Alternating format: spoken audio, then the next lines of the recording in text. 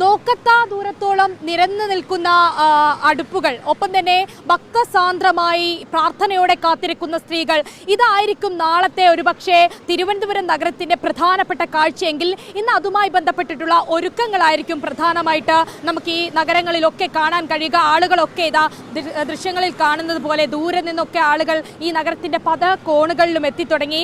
പല സാധനങ്ങളും ഇതുപോലെ ആവശ്യക്കാർക്ക് വാങ്ങാൻ കിറ്റുകൾ സഹിതം ഇവിടെ വെച്ചിട്ടുമുണ്ട്. ഇതാ ഒരുപക്ഷെ നികേഷ് കാണാൻ സാധിക്കും, ഇവിടെയൊക്കെ ആളുകൾ ബുക്ക് ചെയ്ത് വെച്ചിരിക്കും. ഇതൊക്കെ റെയിൽവേ സ്റ്റാഫിന്റെ ഒക്കെ ഇങ്ങനെ സ്ഥലമാണ്. അങ്ങനെ ആളുകളൊക്കെ തങ്ങളുടെ ഇടങ്ങളൊക്കെ കൃത്യമായി ബുക്ക് ചെയ്ത് വെച്ചിട്ടുണ്ട്.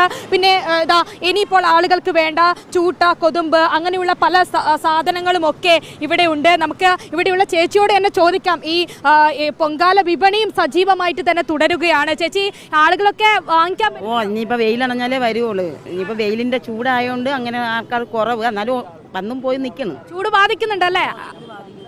ഓക്കെ. എപ്പോഴാ ഇതൊക്കെ തീരുക? ഇതെല്ലാം നാളെ രാവിലെ തീരുവുള്ളൂ. ആൾക്കാർ എന്തൊക്കെ സാധനങ്ങളാ ഇപ്പൊ പ്രധാനമായിട്ടും? ഇപ്പം അരിക്, ശർക്കര, തേങ്ങ, പിന്നെ വെറ്റില, മാവ്, കുടിവെള്ളം, പിന്നെ ബാക്കിയുള്ള സാധനങ്ങളെല്ലാം എല്ലാം ഉണ്ട്. ചേച്ചി ഇടാറുണ്ടോ? പൊങ്കാല ഇടാറുണ്ടോ? പൊങ്കാല ഞാൻ മോളിടും, ഞാൻ ഇടില്ല. കൊച്ചുള്ളതുകൊണ്ട് എനിക്ക് വീട്ടിൽ പോകണം. ഇങ്ങനെ നികേഷ്, ഇങ്ങനെ ഓരോരുത്തരും കച്ചവടക്കാർ മുതൽ ഇങ്ങനെ ഓരോരുത്തരും ഭക്തി സാന്ദ്രമായി ഇങ്ങനെ കാത്തിരിക്കുകയാണ്. നമുക്കൊരു ചേച്ചിയോട് തന്നെ ചോദിക്കാം. ചേച്ചി, പൊങ്കാല ഇടാൻ എത്തിയതല്ലേ? ഞാൻ മുംബൈ മലയാളിയാ. മുംബൈ മലയാളിയാണോ? ഓക്കെ. നാളെ എന്തൊക്കെ നിവേദ്യങ്ങളാ തയ്യാറാക്കുന്നത്? നാളെ പൊങ്കാല പ്രസാദം ഉണ്ടാക്കും, അതും ഗണപതി പ്രസാദം ഉണ്ടാക്കും. ഇത്രയും സാധനം ഉണ്ടാക്കും. ഞാൻ ആദ്യമായിട്ട് പൊങ്കാല ഇടാൻ വന്നതാ. ആദ്യമായിട്ട് വന്നതാണ്? ഓക്കെ. ഞങ്ങൾ ഗുരുവായൂർ വന്നു, ഗുരുവായൂർ ദർശനം എല്ലാം ചെയ്ത് എല്ലാ സ്ഥലങ്ങളിലും പോയിട്ട് പിന്നെ അവസാനം 2-3 ദിവസങ്ങൾക്ക് മുമ്പ് ഇവിടെ എത്തി. പിന്നെ ദേവിയുടെ ദർശനമൊക്കെ കഴിഞ്ഞു. ഇനി ഞങ്ങൾ ഇനിയിപ്പം പൊങ്കാല ഇട്ടിട്ട് നാളെ തിരികെ പോകും. അതെ. ചൂടൊക്കെ നാളെ പ്രശ്നമാവും അമ്മ? പൊങ്കാല അമ്മയുടെ അനുഗ്രഹം കൊണ്ട് ഞങ്ങൾ ചൂടൊന്നും അധികമായിട്ട് അനുഭവപ്പെടുത്തില്ല എന്നുള്ള വിശ്വാസമുണ്ട്. ഈ റോഡൊക്കെ കുത്തിപ്പൊളിച്ചിട്ട് ഇരിക്കുക. അപ്പൊ എങ്ങനെ ഇവിടെ എത്തിച്ചേർന്നൊക്കെ ബുദ്ധിമുട്ടായോ? ട്രെയിനിൽ ഞങ്ങൾ കൊല്ലത്തുനിന്ന് വരിക.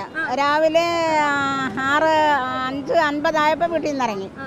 7:10 ഞങ്ങൾക്ക് ട്രെയിൻ കിട്ടി. ഇവിടെ ഏതാണ്ട് 8:15 വന്നു.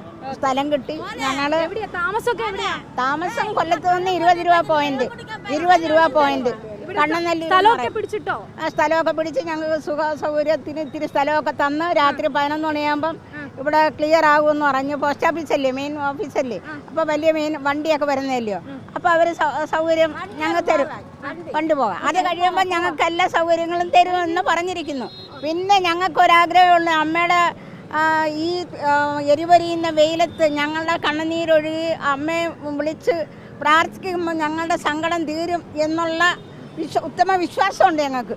ആ വിശ്വാസത്തിൻ്റെ പേരിലാണ് വന്നത്.